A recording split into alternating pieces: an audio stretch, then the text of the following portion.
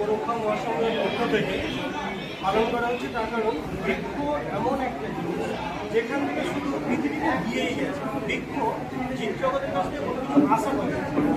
বৃক্ষের প্রত্যেকটা জিনিসই আমাদের মানব শরীরের জন্য অত্যন্ত প্রয়োজন। সেটা অক্সিজেন বলুন, খাদ্যদ্রব্য বলুন, সবটাই আমরা বৃক্ষের কাছ থেকে পাই। সে কারণের জন্য আমাদের পরিবেশকে সামঞ্জস্য বজায় রাখতে গেলে বৃক্ষরোপণটা প্রত্যেক মানুষের বিশেষ করে আজকে গোমাতা নিয়ে ওনার গোমাতার যে উপকারিতা সেই নিয়ে কি বলছেন? গোমাতা নিয়ে তো বলার কিছু নেই। আধুনিক ভারতবর্ষ এবং প্রাচীন ভারতবর্ষে প্রথাই ছিল গোপালন আর কৃষিকাজ। এটা নিয়েই সমাজ সভ্যতা গড়ে উঠেছে।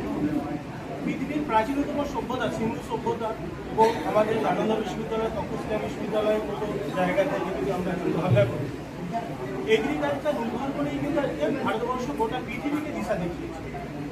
বিভিন্ন বৈদিক শক্তির আক্রমণের ফলে সভ্যতাটা বিনষ্ট হয়ে গেছে।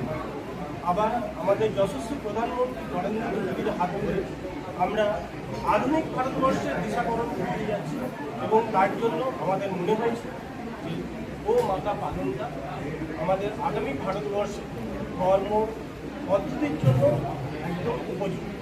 এবং বর্তমান যে টেকনোলজি মানুষ এরকমভাবে এগিয়ে গেছে এবং জৈব সার ভিত্তিক অর্থাৎ এগ্রিকালচার প্রায় শেষের দিকে আমরা মেডিসিন প্রয়োগ করে অর্থাৎ কেমিক্যাল সার প্রয়োগ করে জমির তার বাস্তুতন্ত্রটাকে আমরা নষ্ট করে ফেলেছি।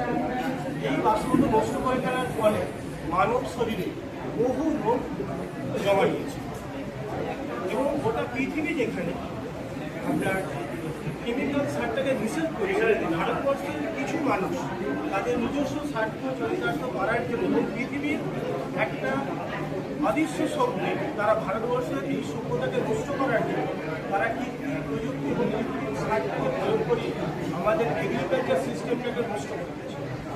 আর আমাদের এই সিস্টেম নষ্ট যাতে না হয় সেজন্যই 14 সালে বিজেপি গভর্নমেন্ট আসার ফলে জৈব প্রযুক্তির ওপর অত্যাধুনিক গুরুত্ব দেওয়া হচ্ছে এবং সেই গুরুত্বের পথে আমরাও ছোটোখাটোভাবে গোমাতার সেবা এবং গোমাতা থেকে জৈব সার প্রস্তুতি আমরা তৈরি করে আধুনিক ভারতবর্ষের সংক্ষিপ্ত উপকার আমরা হতে চলেছি অখিল ভারতীয় গোরক্ষা মহাসংঘ।